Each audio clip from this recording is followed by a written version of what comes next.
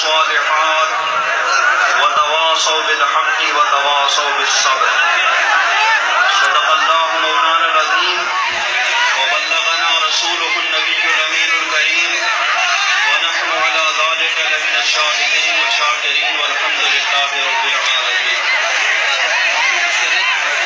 آئیے سب سے پہلے اپنے آقا مولا تاجدار مدینہ صلی اللہ تعالی علیہ وسلم کی بارگاہ بے کسپناہ میں درود شریف کا نذرانہ پیش کریں.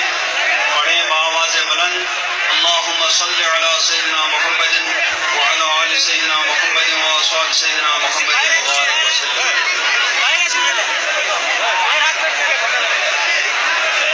میں نے جس سورہ مبارکہ کی تلاوت کا شرف حاصل کیا یہ قرآن شریف کی ایک بہت مختصر صورت ہے، لیکن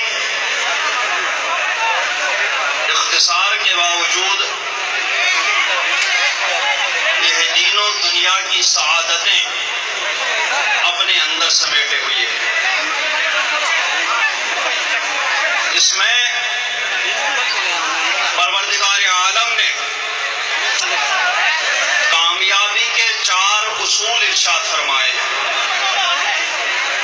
کہ اصل کامیابی کیا ہے، اور سادہ انداز میں نہیں بلکہ تاکید کے ساتھ قسم یاد فرما کر کے کامیابی کے یہ 4 اصول ارشاد فرمائے ہیں. فرماتا ہے والعصر، عصر کی قسم. بعض مفسرین فرماتے ہیں کہ اس سے مراد نماز عصر ہے. نماز عصر کی بہت اہمیت ہے. خود قرآن پاک میں اللہ رب العزت ارشاد فرماتا ہے حافظوا علی الصلوات والصلاۃ الوسطی، نمازوں کی پابندی کرو، بالخصوص درمیانی نماز یعنی نماز عصر کی. اس اہمیت کے پیش نظر عصر کی قسم یاد فرمائی گئی. بعض نے فرمایا نہ عصر سے مراد زمانہ ہے، کیونکہ زمانے میں بے شمار عجائب اور غرائب کا ظہور ہوتا رہتا ہے. اللہ تبارک و تعالی کی بہت ساری نشانیاں ظاہر ہوتی رہتی ہیں. اس وجہ سے زمانے کی بہت بڑی اہمیت ہے، اس لیے اس کی قسم یاد کی گئی. بعض نے فرمایا نہیں، زمانے سے مطلق زمانہ مراد نہیں، بلکہ اس سے مراد سرکار دو عالم صلی اللہ تعالی علیہ وسلم کا زمانے برکت نشان ہے. کیونکہ اس زمانے میں دنیا کو ظلم و ستم سے نجات دینے والی ذات گرامی دنیا کو کفر اور جہالت کے دلدل سے نکال کر کے ایمان اور علم کی روشنی میں لانے والی شخصیت کا ظہور ہوا. اس زمانے میں سرکار دو عالم صلی اللہ تعالی علیہ وسلم کا ظہور ہوا، اس لیے وہ بہت بڑی اہمیت کا حامل ہے. اس لیے اللہ تبارک و تعالی نے آپ صلی اللہ تعالی علیہ وسلم کے زمانے کی قسم یاد فرمائی. اب قسم یاد فرمانے کے بعد اللہ رب العزت ارشاد فرماتا ہے ان الانسان لفی خسر. ان یہ بھی تاکید اور زور پیدا کرنے کے لیے آتا ہے. پھر اس میں لفی خسر میں لام، وہ بھی تاکید اور زور پیدا کرنے کے لیے لایا جاتا ہے. تو قسم کے ذریعے تاکید فرمائی، پھر ان لا کر کے تاکید فرمائی، پھر لام تاکید کے لیے تاکید فرمائی، پھر فرمایا ان الانسان لفی خسر. یہ تمام تاکیدات کس لیے؟ اس لیے کہ بے شک انسان ضرور خسارے میں ہے، بے شک انسان گھاٹے میں ہے. اب کیا انسان، فرعون بھی انسان گزرا ہے، نمرود بھی انسان گزرا ہے، قارون بھی انسان گزرا ہے. نمرود نے پوری دنیا پر حکومت کی، طاقت حاصل کی.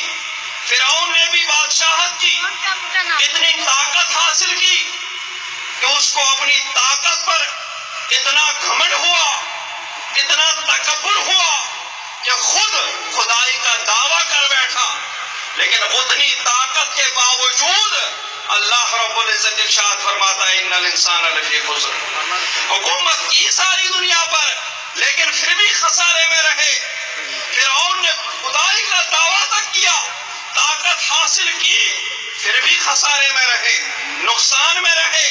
قارون نے خزانے جمع کیے، دولت جمع کر لی، لیکن پھر بھی وہ خسارے میں تھا، نقصان میں تھا. تو جب مال و دولت سے بھی آدمی فلاح و بہبود نہیں پا پاتا، کامیابی حاصل نہیں کر پاتا، حکومت کرنے سے بھی آدمی کامیابی حاصل نہیں کر پاتا، طاقت حاصل کرنے کے بعد بھی آدمی کامیاب و کامران نہیں بلکہ خسارے میں رہتا ہے، پھر کون سی ایسی چیز ہے جس کی وجہ سے انسان کو کہا جائے کہ اس نے کامیابی حاصل کر لی، جس کی وجہ سے انسان کامیاب و کامران کہا جا سکتا ہے؟ وہ کون سی چیز ہے؟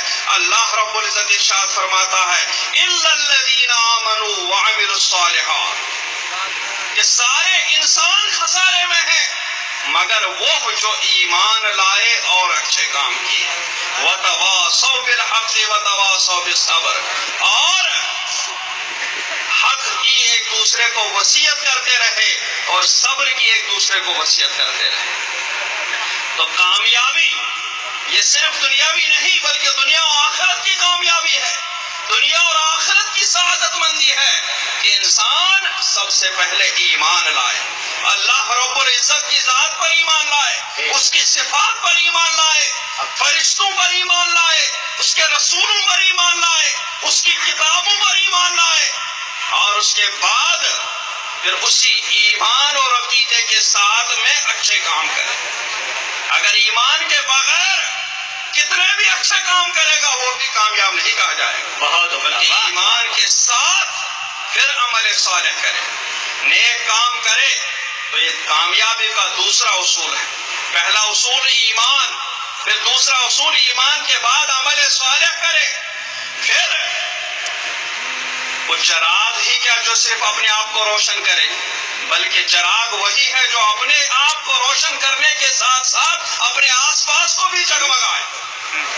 تو ایمان اور عمل کرنے کے بعد پھر اس کو اپنے ہی تک محدود نہیں رکھے گا بلکہ وتواصوا بالحق، خود تو ایمان لائے گا، خود عمل صالح کرے گا، پھر دوسروں کو بھی حق کی وصیت کرتا رہے گا، دوسروں کو بھی ایمان کی طرف بلائے گا، عمل صالح کی طرف بلائے گا. وتواصوا بالصبر، اور صبر کی ایک دوسرے کو وصیت کرتے رہے. صبر، اس کے صبر کا بہت وسیع مفہوم ہے. نفس کو اس کی ناپسندیدہ چیزوں پر روکنے کا نام صبر ہے. اب نفس جن چیزوں کو ناپسند کرتا ہے انہی چیزوں پر اس کو روکے رکھنا یہی صبر ہے. اب نماز کو نفس پسند نہیں کرتا ہے، روزے کو نفس پسند نہیں کرتا ہے، لیکن نماز پڑھنا یہ بھی صبر میں آتا ہے، روزہ رکھنا یہ بھی صبر میں آتا ہے. حرام کاموں کو چھوڑ دینا نفس کو ناپسند ہے، لیکن حرام کاموں کو چھوڑ دینا یہ بھی صبر کہلاتا ہے. اور مصیبتیں یہ بھی نفس کو برداشت نہیں ہے، لیکن مصیبتوں کو بھی برداشت کرنا اور مصیبتوں میں بالکل لغزش نہ کھانا، صبر و تحمل کے ساتھ اللہ رب العزت کی رضا پر راضی رہ کر کے، اس کے تقدیر پر راضی رہ کر کے اس کا نیک اور فرما بردار بندہ ہونے کا اظہار کرنا ہے، یہ بھی صبر کہلاتا ہے۔ تو مصیبتوں میں بھی صبر، عبادات پر صبر، طاعات پر صبر، فرما برداری پر صبر، شیطان سے دور رہنے پر صبر، یہ سب صبر کے وسیع مفہوم میں شامل ہیں۔ اور مصیبتیں نازل ہوں، کسی کی موت ہو جائے، ارشاد ہوا ہے کہ موت پر کہے انا للہ و انا الیہ راجعون۔ جس چیز سے بھی تکلیف پہنچے اس چیز پر انا للہ و انا الیہ راجعون کہنا، اس سے اس چیز کا نعم البدل مل جاتا ہے۔ حضرت ام سلمہ رضی اللہ تبارک و تعالی عنہا، سرکار دو عالم صلی اللہ تعالی علیہ وسلم کی زوج محترمہ ام المومنین، ان کے پہلے شوہر حضرت ابو سلمہ رضی اللہ تعالی عنہ، دونوں نے ہجرت کی مدینہ شریف کی طرف، اور دونوں سابقین اولین میں سے ہیں۔ ہجرت کرنے کے بعد پھر کچھ عرصے بعد حضرت ابو سلمہ رضی اللہ تعالیٰ عنہ کا وصال ہو گئے، تو حضرت ام سلمہ رضی اللہ تعالیٰ عنہ بہت غمگین ہوئی، بہت اداس رہنے لگی۔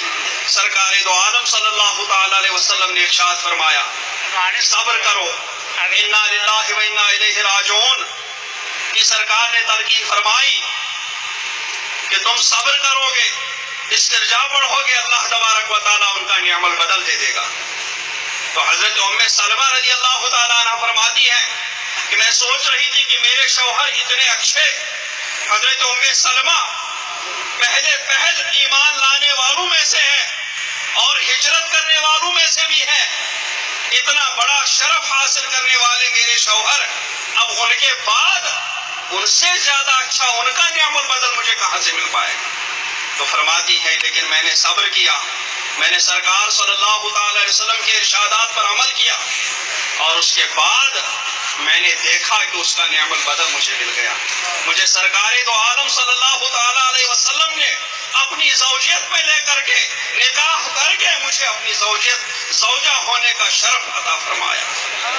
تو دوستو، مصیبتوں پر صبر کرنا، کیونکہ ساری چیزیں اللہ تبارک و تعالیٰ کی دی ہوئی رہتی ہیں، تو اب اگر کوئی چیز ہاتھ سے چلی جائے تو وہی سے آئی تھی وہی واپس چلی گئی ہے، اور جب ساری چیز اللہ تبارک و تعالیٰ کی دی ہوئی ہے تو اسی کے سامنے ہی جھکنا اور اسی کی فرما برداری کرنا ہی ضروری ہے۔ یہ 4 اصول قرآن پاک نے ارشاد فرمائے ہیں: ایمان، عمل صالح، اور ایک دوسرے کو حق کی وصیت کرنا، ایک دوسرے کو صبر کی وصیت کرنا۔ جس نے ان 4 اصولوں کو اپنایا وہی اس دنیا میں بھی کامیاب و کامران رہا، اس کے پاس چاہے دولت ہو یا نہ ہو وہ پھر بھی کامیاب و کامران ہے، اس دنیا میں بھی اور آخرت میں بھی۔ اس کے پاس طاقت رہے نہ رہے وہ اس دنیا میں اور آخرت میں کامیاب ہے، اس کے پاس دولت اور حکومت رہے یا نہ رہے وہ تب بھی اس دنیا میں بھی کامیاب ہے اور آخرت میں بھی کامیاب ہے۔ آپ لوگوں نے دیکھا ہوگا جو ان 4 اصولوں پر چلے انہیں حکومت بھی ملی، انہیں طاقت بھی ملی، انہیں دولت بھی ملی، لیکن انہوں نے ان سب کو ٹھوکر مار کر کے انہی 4 اصولوں پر عمل کر کے اپنے رب العزت رب کی بارگاہ میں تشریف لے گئے۔ اور اس کے بعد کیا ہوا؟ سرکار دو عالم صلی اللہ تعالی علیہ وسلم کے بعد صحابہ کرام رضوان اللہ تعالیٰ عنہم اجمعین کو اس سورہ مبارکہ کو اتنی اہمیت دیتے تھے، اس سورہ مبارکہ کو اتنا اعزاز دیتے تھے کہ جب کبھی ایک دوسرے سے رخصت ہو جاتے تھے تو ایک دوسرے کو یہ سورت پڑھ کر کے سنا کر کے ایک دوسرے سے رخصت ہو جاتے تھے۔ پہلے کامیابی کے 4 اصول بتاتے تھے، تب ایک دوسرے کو الوداع کہہ کر کے رخصت ہو جاتے تھے۔ اتنی زیادہ اہمیت کی سرکار دو عالم صلی اللہ علیہ وسلم نے اپنے صحابہ کو اس سورہ مبارکہ کی بتائی، اور صحابہ کرام نے اس کی اہمیت کو برقرار رکھا اور ان اصولوں کو اپنایا، تو دنیا میں صحابہ کرام کو بھی کامیابی کامرانی حاصل ہو گئی، اور ایسی کامیابی اور کامرانی حاصل ہو گئی کہ رہتی دنیا تک وہ کامیابی کامرانی کوئی حاصل نہیں کر سکتا ہے۔ ان کے بعد تابعین کرام نے ان اصولوں کو اپنایا، انہیں بھی کامیابی کامرانی حاصل ہوئی۔ ان کے بعد تابعین نے اپنایا، اولیاء کاملین نے اپنایا، غوث اعظم نے ان 4 اصولوں کو اپنایا، وہ کامیابی کامرانی کسی نے حاصل نہیں کی. سرکار دو عالم صلی اللہ تعالی علیہ وسلم کے غلاموں نے ان 4 اصولوں کو اپنایا. حضرت خواجہ غریب نواز نے ان 4 اصولوں کو اپنایا. وہ کامیابی کامرانی حاصل ہوئی, وہ حکومت حاصل ہوئی کہ لوگ بھی غیر بھی کہنے پر مجبور ہو گئے کہ ہندوستان کی حکومت آج بھی خواجہ غریب نواز کر رہے ہیں. ہندوستان کی طاقت آج بھی خواجہ غریب نواز کے زیر مبارک پر ہے. ایسی حکومت, ایسی دولت حاصل ہوئی وہاں پر کہ خود وہاں پر غریب سے غریب بھی پہنچ جائے تو مالدار ہو کر کے نکل جاتا ہے, دولت مند ہو کر کے نکل جاتا ہے, طاقتور ہو کر کے نکل جاتا ہے. اعلیٰ حضرت نے ان 4 اصولوں کو اپنایا, مفتی اعظم نے ان 4 اصولوں کو اپنایا, تاج الشریعہ نے ان 4 اصولوں کو اپنایا, اور یہ 4 اصول اپنا کر کے ان پر عمل پیرا ہو کر کے ایسی بادشاہت حاصل کی, ایسی حکومت حاصل کی, ایسی طاقت حاصل کی, ایسی دولت حاصل کی کہ وہ رہے نہ رہے, وہ اس دنیا سے تشریف تو لے گئے ہیں لیکن آج بھی انہی کے در کا کھا رہے ہیں, آج بھی انہی کی حکومت چل رہی ہے. ہندوستان میں نہیں, پوری دنیا میں انہی کی حکومت چل رہی ہے, پوری دنیا ان کا صدقہ کھا رہی ہے, انہی کا نیاز کھا رہی ہے. وہ اپنے گھر پر آرام فرما ہے لیکن ساری دنیا میں ان کی طاقت کے چرچے ہیں, ان کی روحانی طاقت کے چرچے ہیں, ان کے روحانی طاقت کے چرچے صرف ہندوستان میں نہیں پوری دنیا میں چل رہے ہیں. ان کامیابی کے 4 اصولوں کو اپنا کر کے اور ان کو اپنانے والوں کے نقش قدم پر چل کر کے یہ کامیابی کامرانی حاصل ہوگی. اور یہاں دنیا میں تو پھر بھی کتنا بھی ہو پھر بھی محدود ہے. جلوہ گری تو قیامت کے دن دیکھنے کو مل جائے گی, اصل کامیابی اور کامرانی تو وہاں دیکھنے کو مل جائے گی کہ اپنے غلاموں کو کس طریقے سے اپنی کامیابی اور فلاح و بہبود سے وہ ہمکنار کر رہے ہوں گے, اپنے ساتھ جنت میں لے جا رہے ہوں گے.